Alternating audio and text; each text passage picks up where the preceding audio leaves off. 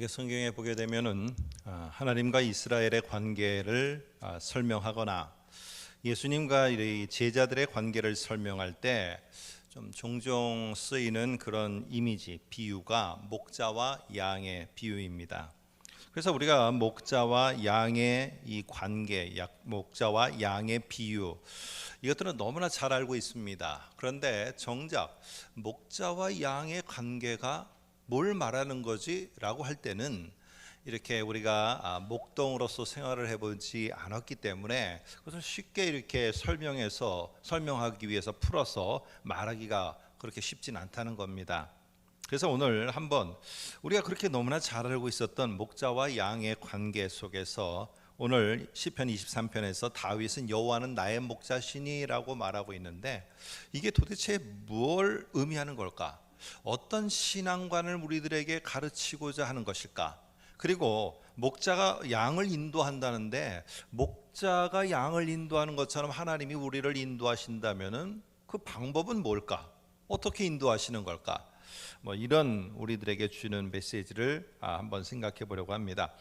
시편 23편에서 오늘도 우리가 찬양으로 이렇게 함께 해주셨던 것처럼 여호와는 나의 목자시니 내게 부족함이 없으리로다 라고 다윗은 1절에 아주 귀한 그러한 고백과 선포 그리고 또 이런 읊조림을 여기에 기록하고 있습니다. 그런데 1절은요 사실은 2절서부터 6절까지에 나오는 이 전체적인 것들을 응축한 아주 핵심적인 선포라는 겁니다. 도대체 여호와가 나의 목자라는 게 뭔지에 대해서 2절부터 6절까지 설명이 되어 있고요.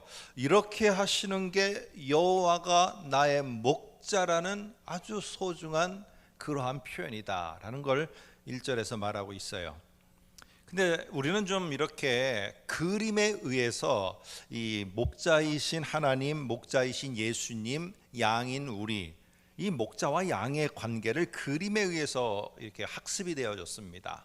성화 그림처럼 되어 있는 예수님이 이렇게 지팡이를 잡고 서 계시고 주변에 양들이 몇 마리가 이렇게 함께하고 있는 이 그림을 우리가 보다 보니까 목자와 양 그리고 여호와는 나의 목자다라고 하면은 뭔가 평온한 것 그리고 평안한 것 이런 것들만 우리들의 머릿속에 기억이 된다는 것입니다. 그래서 여호와는 나의 목자시다라고 하면은 평안한 것, 여호와께서 나를 잘 인도해 주시는 것, 그러니까 이 정도로 생각을 하고 있다는 거죠. 그런데 한번 오늘 이 다윗이 여호와는 나의 목자시니라고 하면서 그 다음 말에 내게 부족함이 없으리로다 라고 이렇게 선포하고 있어요. 지금 이 다윗 시대도 그렇고 그 앞에도 그랬고 이스라엘이 살고 있는 땅은 가나안 땅입니다. 그렇기 때문에 가나안 땅에서의 부족함이 없는 풍성함, 다산, 많은 것을 얻음 이러는 것을 위해서는 가나안 땅만의 방법이 있어요. 그러니까 가나안 땅에서의 그들이 추구하는 신앙이 있어야지만 이런 풍성함과 부족함이 없는 모습을 갖게 되는 겁니다. 그런데 그게 다 뭐냐 하면은 저와 여러분이 잘 아시는 것처럼 주변 전체는 다 가나안 신들은요 그 가나안에 있는 뭔가 보여주고 뭔가를 갖다가 풍성하게 해준다는 그런 것들 속에서 바알신, 아세라신 이런 것들이 다 주변에 있어요. 근데 그 한 복판에 지금 다윗이 있다는 거예요. 근데 다윗은 지금 뭘 말하느냐? 니네가 아무리 이게 맞다라고 보여주더라도 나는 여호와 하나님, 내가 믿고 있는 하나님 신앙은 적어도 이런 거다라고 이 배짱을 가지고 나는 그러니까 너희를 안 따라간다니까. 나는 이게 맞고 이게 옳아서 여호와 하나님 신앙이 이런 것이라는 거를 나는 너희들 앞에 아주 배짱을 갖고 지금 말하고 있다니까. 이렇게 하면서 선포를 하는 게 여호와는 나의 목자시니 너희 신들이 주는 부족함이 없는 것이 아니라 목자이신 여호와 하나님이 내게 부족함이 없게 하는 방법이 뭔가 나는 이거를 갖다가 끝까지 고수하며 나는 배짱을 갖고 살아가겠다. 이게 오늘 1절에 나오는 의미입니다.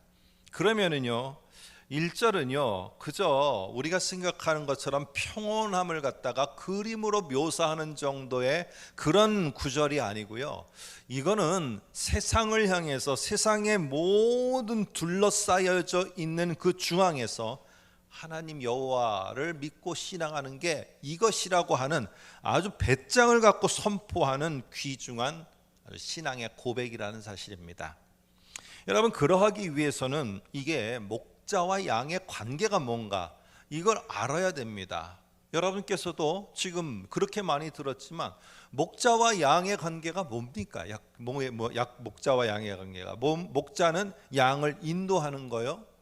그런데 오늘 이것에 대해서 성경은, 구약 성경은 명확하게 뭐라고 설명을 하질 않아요. 그런데 예수님과 제자 그리고 예수님과 우리들의 관계 속에서 요한복음 10장을 보면은 이 목자와 양의 관계가 이게 뭘 말하는지를 아주 자세하게 설명하고 있습니다.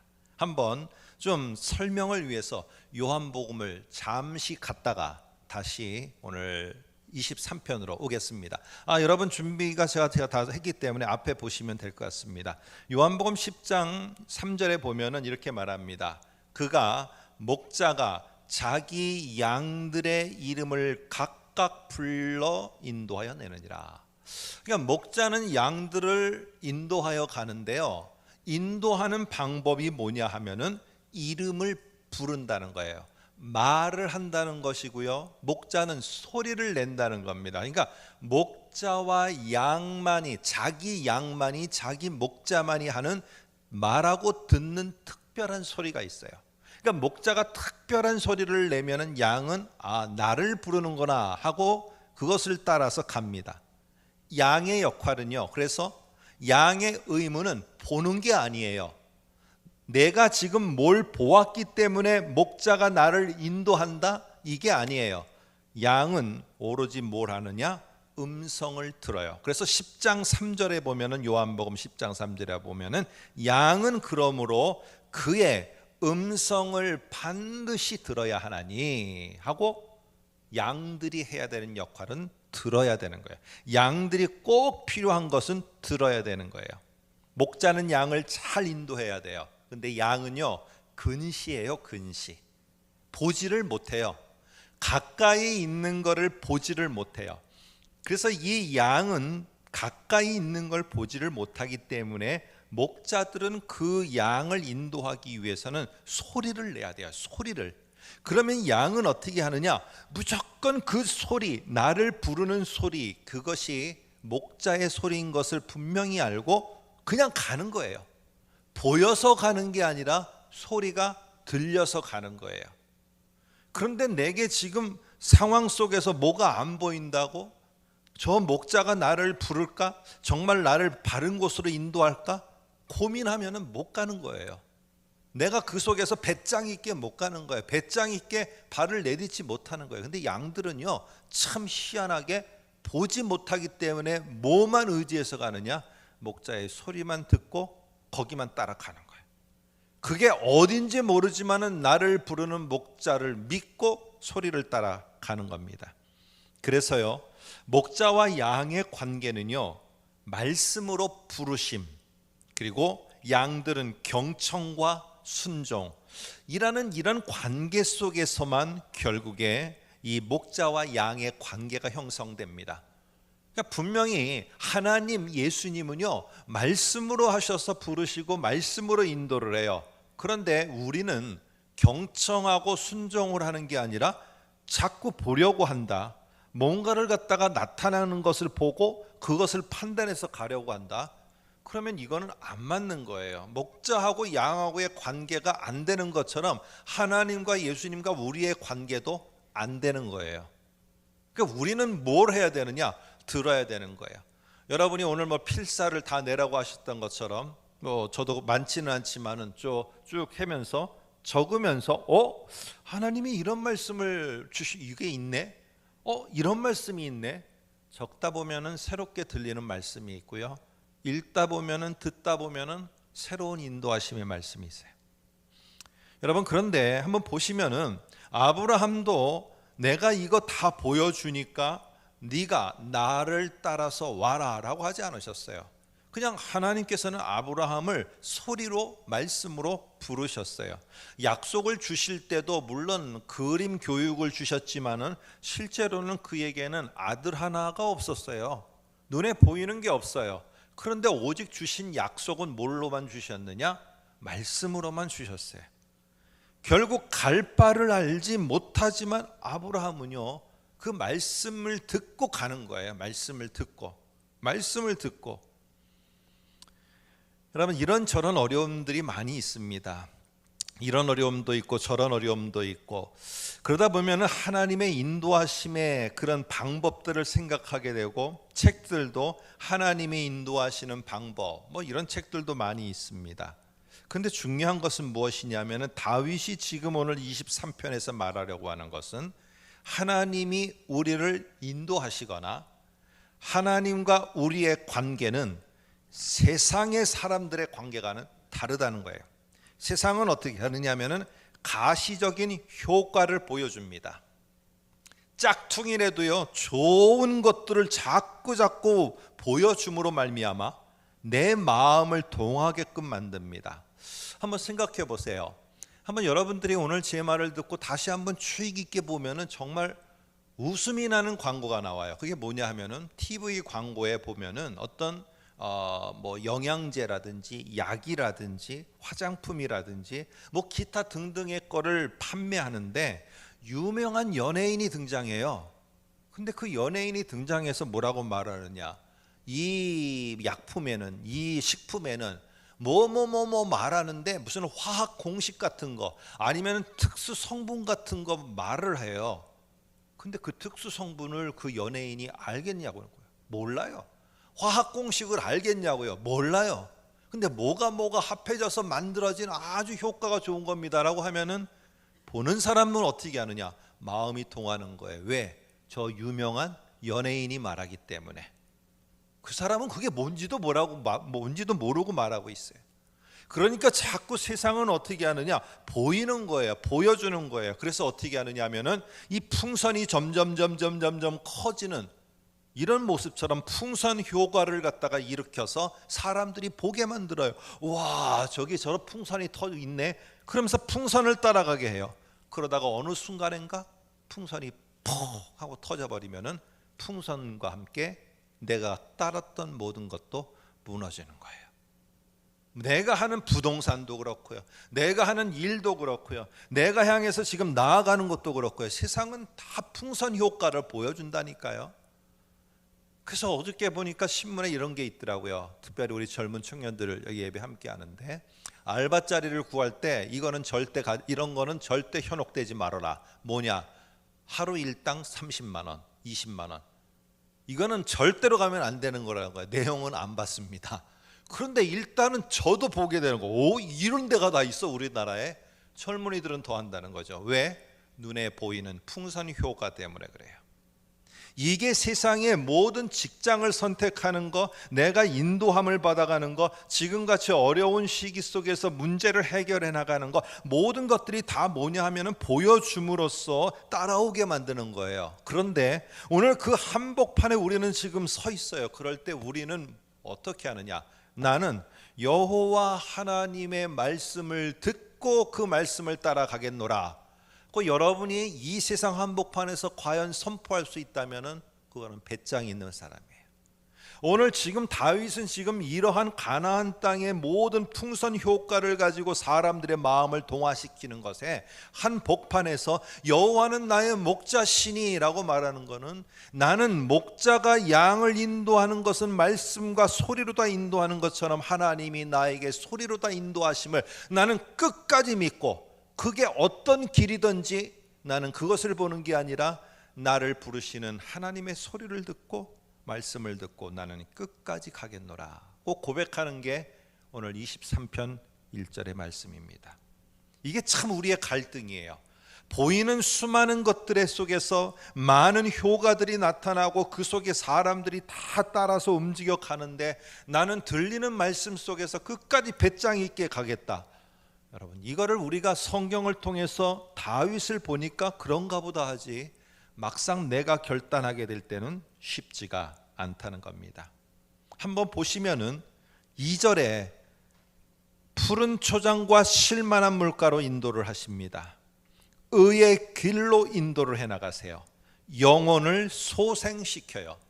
근데 세상에서는 인도해가는 방법이 다 보여주고 인도해 나간다니까요. 그런데 지금 다윗은 뭐라고 말하느냐, 단지 목자가 소리를 내서 그 양들은 소리만 듣고 따라가는 것처럼 나는 인도함을 받고 내 영혼이 소생되는 그 길로, 그 방법으로 말씀하시는 하나님을 신뢰하고 그분이 말하는 것만 듣고 나는 가겠다, 이거를 결단하는 겁니다. 여러분, 이 말은 사실은 여기에 푸른 초장과 쉴만한 물과 영혼을 소생시키는 이 모든 것은 이스라엘의 대부분이 광야와 산지가 대부분입니다. 지형이. 그렇기 때문에 이렇게 물가, 쉴만한 물가, 푸른 초장, 영혼을 소생시키는 거, 평안함, 이런 호수가 있고 이런 거를 말하면 이스라엘 사람은 뭐라고 말하느냐? 거짓말, 이렇게 말을 해요. 거짓말. 왜? 그들에게는 산지와 광야뿐인 게 그들의 땅이기 때문에, 평야가 저쪽 서쪽에 조금 있을 뿐. 여러분, 이런 지형에 익숙한 사람들이 오늘 이 말을 듣는다면 말하는 사람들에게 뭐라고 그러느냐? 공수표, 부도수표 지금 나한테 주고 있구나, 당장 그럴 거예요. 그런데요, 놀라운 일이 있습니다. 한번 나중에 가보신 분도 있고, 가시면은 제가 전에도 한번 그림으로 보여드렸는데, 이스라엘에 가면은 참 재밌습니다. 이렇게 버스를 타고 가다 보면은 탁 내려요. 근데 바깥에가 막 때학볕이 막 40도거든요. 근데 가이드가 내리라고 그러더라고요. 내려서 가지구간, 저쪽으로 북쪽으로 올라가면 춥기 때문에 가지구간 잠바가 있습니다. 점퍼를 갖고 내리라고 그래요. 그래서 갖고 내리면은 뭐 하라고 내리려고 하느냐면은 이렇게 산 중턱서부터 밑에까지가 다 모래입니다. 그래서 모래 위로 올라가서 뭘 하느냐면은 자기 점퍼를 타고 어떻게 하느냐면은 눈썰매 타듯이 모래 썰매를 타고 내려오는 거예요. 이걸 시켜요. 하면 모래 위로다가 잠바 위에 있으니까 막 쭉 내려갑니다. 눈썰매 타듯이. 와, 이게 재밌더라고요. 재밌어요. 그런데 생각해 보세요. 갑자기 차에 타니까 더우시죠? 조금 있다가 저희는 이제 폭포를 보러 갈 겁니다. 그러면서 그 밑에 수영할 수 있고 쉴 수 있는 아주 조그마한 호수가 있는 곳을 갈 겁니다. 아니, 지금 이 사막을 지금 금방 봤는데 호수와 폭포가 있대요. 이게 안 믿어지는 거예요. 저희는 제 생각에 가이드가 이거 거짓말하는구나, 우리를 위로하려고. 근데 조금 있다가 가니까, 몇 시간 가니까요, 엔게디라는 지역이 나옵니다. 갔더니 진짜 위에서 폭포가 떨어져요. 그리고 밑에 물이 있어서 발을 담고 거기서 물놀이를 하고 수영을 하는 아이들이 있어요. 와, 이게 어떻게 가능할까, 지형적으로. 근데 거기 바깥에, 문 바깥에 바로 이렇게 울타리 바깥에 나가면은 또 사막이에요. 우리가 말하는 오아시스죠. 근데 그게 가능한 게, 이게 빗물이 오면은 파이프를 연결한 것처럼 모든 땅으로 스며든 그 물이 다 이 한 지역으로만 모이는 거예요. 한 지역으로만 이상하게 모여요. 어떻게 됐는지. 그래서 모여서 거기에 폭포가 돼서 떨어지고, 밑에는 이렇게 연못보다는 조금 더 큰 그러한 물 고인대가 있고요. 오늘 이런 걸 탁 보는 순간, 가이드는 공수표 날리지 않았구나. 오늘 이런 것 속에서 하나님은 내가 눈에 안 보이는 근시안적인 것 때문에, 이런데 그런 게 어떻게 가능해? 하나님이 이런 거 정말 주셔? 이러는지 모르지만은 양들은요, 목자가 그냥 부르면 가는 거예요. 가는 거야. 그 소리만 듣고, 아무것도 안 보이는데 그 소리만 듣고 따라가요. 오늘 다윗은 그러겠다는 거예요. 하나님이 나를 부르시는 곳이라면은 내 눈에 푸른 초장이 안 보이고 영혼을 소생시킬 만한 쉴 만한 물가가 안 보여도, 나는 여호와 하나님이 부르시는 그 소리라면은 나는 그 소리를 따라서 가겠다는 거예요. 그러면서 오늘 3절에 이런 귀한 말을 합니다. 하나님이 이스라엘 백성을 반드시 인도하시고 자기를 갖다가 소리를 불러서 푸른 초정과 쉴만한 물가로 반드시 인도하여서 부족함이 없도록 만드실 수밖에 없는 분이라는 사실을 3절에 이렇게 말합니다. 내 영혼을 소생시키시고 자기 이름을 위하여 의의 길로 인도하시는도다, 이렇게 말해요. 부족함이 없게 하고 사람들의 마음을 설레게 하는 이방의 신들, 가나안의 신들은요, 다 보여주는 신들이에요. 그래서 그것을 위해서 음란한 행동들을 사람은 해서 자기들도 보여줘요, 신들 앞에. 그리고 자기 자식을 바쳐요, 제물로. 그래서 자기들도 보여줘요. 그러면서 우리들에게도 눈에 보이는 거 보여달라는 거예요.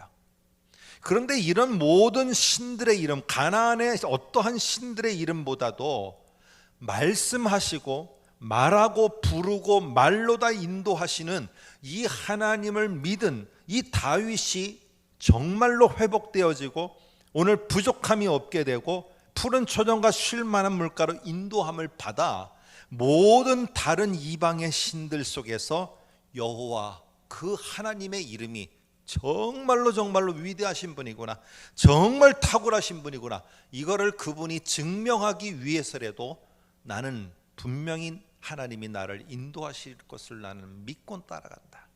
오늘 이렇게 고백한 것입니다. 여러분, 이스라엘 백성들이 가나안 땅에 들어가기 전에 모세를 통해서 하나님이 이스라엘 백성에게 누누이 당부한 말이 있어요. 이건 네가 자손 대대로 끊어지지 않고 꼭 가르쳐라 라고 한 게 신명기 6장이에요.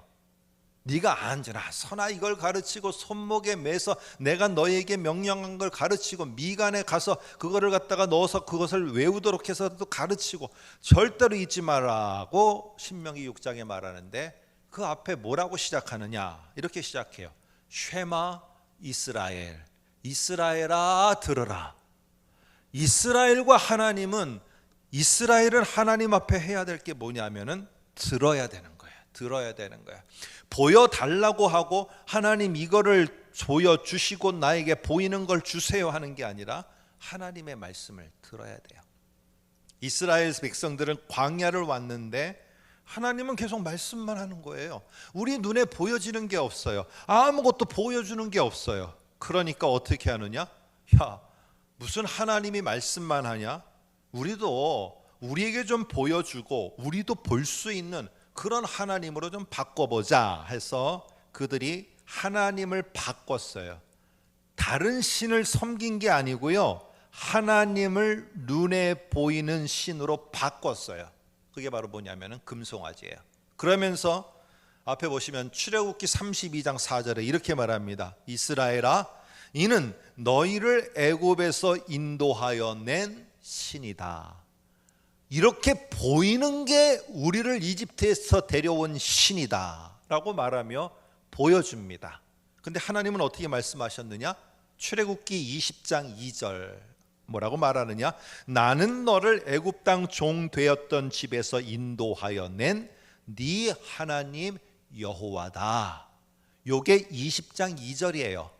근데 19, 20, 21, 22, 23, 24장을 보면은요, 요 하나님이 어떤 하나님인가를 말하는데 계속 반복되는 말이 뭐냐면은 하나님 여호와께서 말씀하시되, 하나님께서 말씀하시되, 여호와께서 말씀하시되, 이 말이 계속 대여섯 장에 걸쳐서 반복돼요.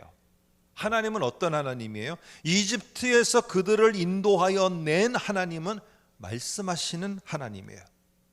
그런데 지금 그게 싫은 거예요. 말씀만 듣고 계속 말씀만 듣고 또 말씀 듣고 그러면서 내가 어떻게 하느냐? 눈에 보이는 게 뭐 있어야지, 뭐가 된 게 내가 바뀌고 뭐 얻은 게 있어야지. 그러다 보니까 하나님을 자기네 마음대로 섬기는 방법도 바꾸고요, 하나님도 바꿔버렸어요. 여러분, 자꾸 보이는 걸 찾아야 돼요. 지금보다는 월등히 나아지는 것을 원해야 돼요. 그러면은요, 우리가 하나님을 바꿔버려요. 내가 하나님께 맞추는 게 아니고요. 다윗이 오늘 23편에서 고백하려는 거는 얼마나 영적으로 지칩니까? 쉴 만한 물가에서 그냥 좀 편히 하나님은 쉬게 해주십, 이거를 23편에 말하려는 게 아니에요. 모든 세상이 다 보이는 것들을 추구하고 안 보이면은 슬퍼하고 안 보이면 좌절하고 안 보이면 불안해하는데 오늘 우리는 들으면서 신앙이 생겨요. 들으면서 신앙이 생겨요. 들으면서 나는 그 말씀을 따라 가는 거예요. 안 보여도 가는 거예요. 이 눈에 아무 증거 없어도 가는. 이게 신앙이에요. 이게 하나님의 신앙이라는 거예요. 지금 23편에서 다윗은요, 니네들은 모든 보이는 거, 눈에 보이는 증거가 있어야지 그게 우리가 믿는 신이 베풀어주고 인도하고 부족함이 없게 하는 거라고 말하는데, 나는 아니다. 난 배짱을 갖는 거예요. 나는 목자의 음성을 듣고 양이 가듯이 나는 내게 하나님의 음성이 들리면은 그곳이 사망의 음침한 골짜기를 할지라도 나는 그 소리를 따라 간다. 나는 그 소리를 따라 간다. 출애굽기 32장 1절에 보면은 왜 이들이 금송아지를 만들었냐면은요, 뭐라고 성경에는 말하느냐. 출애굽기 32장 1절에 더딤을 보고라고 되어 있어요. 다른 말로 하면은요, 실망하여서예요. 뭐 때문에 실망했느냐? 내가 하나님이 나를 부르신다 하여서 우리를 가나안 땅으로, 약속의 땅으로 보내준다 해서 나왔는데 온통 보이는 것은 광야밖에 없어요. 아무것도 없어요. 이러는 것들만 보이니까 우리들에게 보여주는 것 하나도 없는 그 하나님과 모세가 실망스러워서 금송아지로다가 하나님을 바꿔버렸어요. 왜? 보고 싶어서. 또 보여주는 거를 나는 너무나 원해서. 여러분, 오늘 하나님은 철저하게 우리와 그분의 관계는요, 말씀하고 말씀을 듣고 그것을 따라서 움직여가는 것, 이게 그분과 우리의 관계예요. 이거는 내가 바꾸면 안 돼요. 내가 바뀌어야 되는 거지 내가 바꾸면 안 돼요. 그러면 우리는 생각할 수 있죠. 아니, 하나님은 말씀으로만 인도하시고 그러면 내가 지금 얼마나 힘든 삶을 사는데 지금은 다 무시하고 그냥 이렇게 계시는 건가? 안 그래요. 하나님이 광야를 지나는 이스라엘 백성을 무시하셨습니까? 아니에요. 오늘 그들에게 만나도 주셨고요, 반석에서 물도 주셨고 메추라기도 주셨어요. 오늘 그들 속에서 그들의 의복이 헤어지지 않도록 하나님이 지켜주셨어요. 그들의 신발이 닳지 않도록 하나님이 지켜주셨어요. 실제적으로 그들 속에 보여지는 수많은 하나님이 함께하고 보호해주고 지키심이 있음에도 불구하고 그들은 자기가 보기를 원하는 것들을 보기를 원하는 거예요.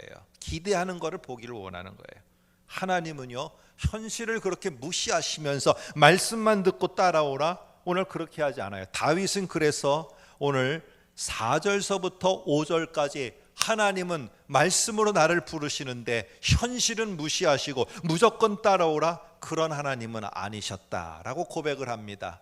한번 보겠습니다. 내가 사망의 음침한 골짜기를 다닐지라도 해를 두려워하지 않을 것은, 주께서 그냥 따라와라 라고 하셨다는 게 아니에요. 주께서 나와 함께 하심이라. 주의 지팡이와 막대기가 나를 안위하시나이다. 5절에도요, 주께서 내 원수의 목전에서 내게 상을 차려주시고 기름을 내 머리에 부으셨으니 내 잔이 넘치나이다. 오늘 이렇게 말합니다. 여러분, 이게 안 보이는 겁니까? 다 푸른 초장에서 밥상, 거기에서의 기름 부어줌, 그리고 나를 지키고 보호해줌, 이거는 다 현실 속에서 하나님이 해주신 거예요. 하나님은 말씀을 하시고요, 말씀을 따라 한 걸음 한 걸음 따라오는 자들 속에 하나님은 하나하나 그때에 따라서 분명하고도 명확하게 우리에게 필요한 거, 우리를 지켜주셔야 되는 거, 그것들을 해주시는 분이 하나님이에요. 자, 여기 보면은요, 지팡이와 막대기가 있어요. 어떤 분은 이렇게 말합니다. 사실 이거는 목자들이 가지고 다니는 하나인데 하나를 갖다가 용도만 다르게 했을 뿐이다. 양들을 인도할 때는 그 용도가 지팡이가 되고, 양들을 들짐승과 이런 사나운 맹수들로부터 지키기 위해서는 그것이 막대기가 돼서 양들을 지키는 거다. 실제로는 하나다, 이렇게 말을 합니다. 그리고 23장 5절도 보시면은요, 주께서 내 원수의 목전에 내게 상을 차려주셨다라고 하니까 이렇게 주로 이렇게 표현들을 하더라고요. 전투에서 하나님께서 승리하게 하셔서 정말로 잔치상을 베풀어 주시고 전쟁에서 패한 나의 적들이 잔치상 앞에서 무릎을 꿇고 오는 거예요. 포로로 끌려와서. 그리고 나는 포로들을 보면서 이 잔치상에서 내가 음식들을 먹는, 뭐 이렇게 하나님은 만들어 주신다라고 하는데, 저는 좀 양들의 입장에서, 목자와 양의 입장에서 지팡이와 막대기, 원수의 목전에 밥상을 차려주시는 게 뭔가, 또 머리에 기름을 부으는 것이 왕과 선지자와 제사장에게 기름 부어서 그 자를 임명하는 것, 이거 말고 양들에게 기름을 부은다면 왜 부었을까? 철저하게 목자가 양한테 하는 행동과 관련해서 한번 생각해 보려고 합니다. 그리고 이게 무슨 의미인가 한번 생각하려고 하는데요, 목자가 푸른 초장과 쉴만한 물가까지 데리고 가는데 목소리로만 끝까지 양들을 데리고 갑니다. 그런데 가다 보니까 이런 조그마한 풀을 뜯어 먹을 만한 곳이 잠시 보인 거예요. 그러면 그때 그 풀을 뜯어 먹을 수 있는 그 장소를 양들을 위한 밥상으로 만들어 줍니다. 그 풀을 뜯어 먹으라고. 그러면서 하는 방법이 뭐냐면은 위에는 자기 겉옷을 벗어서 쭉 이렇게 널어 놓습니다. 그리고 우측에는 자기 지팡이를 꽂아둡니다. 그리고 좌편에는 자기의 막대기를 꽂아둡니다. 그리고 맨 밑에는 자기가 누워서 그리고 풀을 뜯어먹는 양들을 지켜보고 있게 됩니다. 그래서 요한복음 10장에서는 뭐라고 말하느냐, 예수님을 양의 문이다라고 할 때는 이 목자가 이렇게 울타리를 쳐놨기 때문에 목자만 통해서 양이 들어갈 수 있어요. 누워있는 목자만 통해서. 그래서 양의 문이다, 이렇게 말합니다. 여러분, 그렇게 만들어 놓으면 어떻게 하느냐, 이 들짐승들이 보고 있다가 어슬렁 오게 되면은요, 목자가 벌떡 일어나 갖고 바로 막대기를 잡고 그 들짐승들을 쫓아버려요.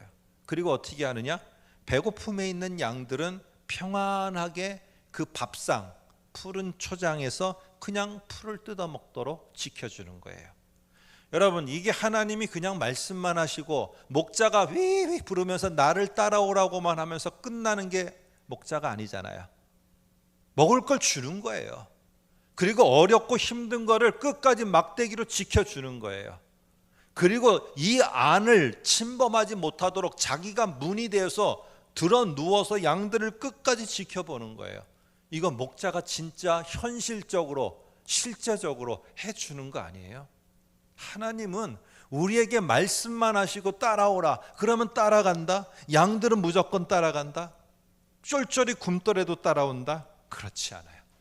하나님은요, 지켜주실 거, 필요한 거, 사람이 필요한 거, 물질이 필요할 때 정말 이 타이밍이다 할 때 하나님은 기가 막힌 방법으로 주시는 분이 하나님이에요. 여러분, 머리에 기름을 부을 때도 왜 그러냐 하면은 첫 번째가 해충을 막기 위해서예요. 왜 그러냐 하면은요, 우리나라에는 소가 많기 때문에 한번 소 여름에 한번 보신 적 있으세요? 막 파리떼가요, 죄송합니다, 징그러운데 막 파리떼가 막 소 등에 막 엄청 붙어 있습니다. 이처럼 양한테도 이 파리와 해충이 이렇게 코 머리에 붙는 거예요. 그러다가 잘못하면은요, 이들이 이 파리나 이런 것들이 이 코 있는 데다가 알을 까요. 그럼 유충이 돼 갖고 머리까지 이렇게 타고 올라가는 거예요, 유충이. 그러면 이 양들이 막 너무 머리가 아프니까요, 자기 머리를 그냥 바위에다가 다 찢는 거예요. 그럼 양들이 다 죽어버려요. 여러분, 이렇게 되지 않도록 뭐 지금으로 말하면 뭐 허브 오일이라고 할까요? 무슨 오일, 하여튼 이렇게 벌레들이 올지 않도록 하는 그 오일을 갖다가 잔뜩 이 양의 머리에 묻히는 거예요. 여러분, 이런 관점에서 보면은요, 이거는 양을 목자가 철저하게 현실적으로 눈에 보이게끔 지켜주는 그 방법 아니겠어요? 하나님도 마찬가지예요, 우리를. 오늘 다윗은 그거를 철저하게 경험했어요. 자기가 소리만 듣고 따라간다고 했는데 따라가면서 보니까 하나님은 소리만 듣고 따라오는 나를 순간순간 지키시고 필요한 걸 주면서 베푸셨다는 걸 안 거예요.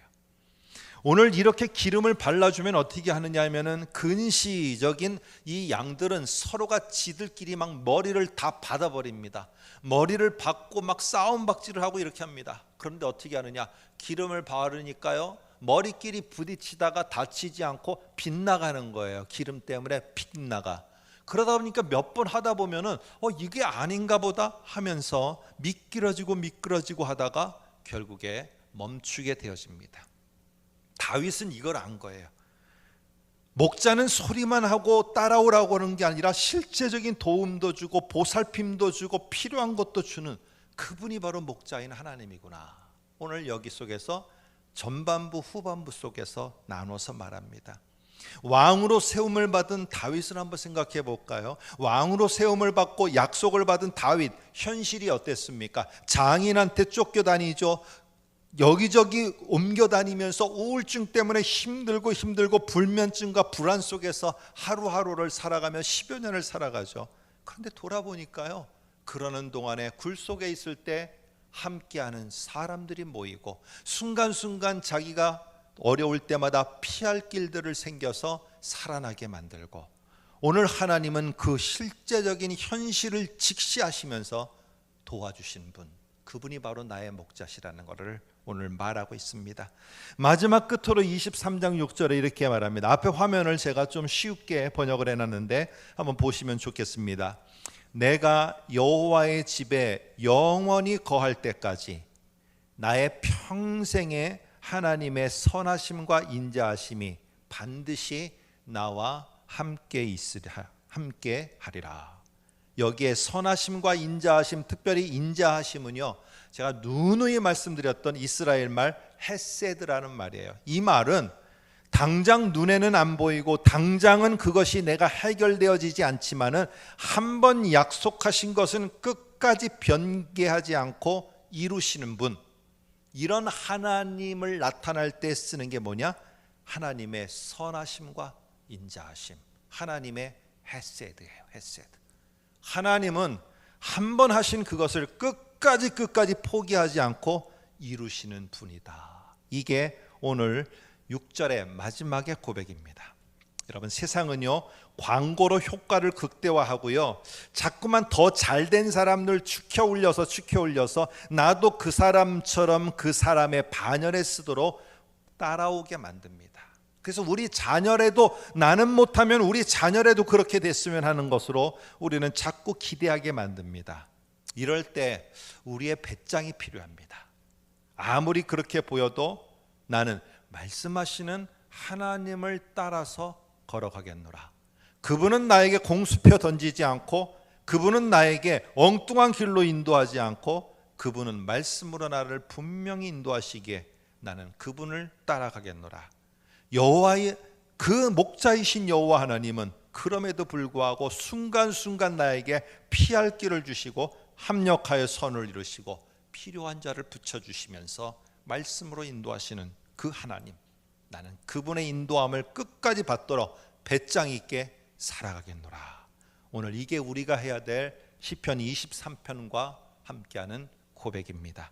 아무쪼록 여호와는 나의 목자시라는 이 담대하고도 배짱 있는 선포와 함께 말씀의 인도하심, 그리고 최종적인 우리의 삶이 소생되어지고 순간순간 하나님의 지키심과 베풀어 주심, 보호하심, 이것들을 체험하며 살아가는 저와 여러분 되시기를 주님의 이름으로 축복합니다.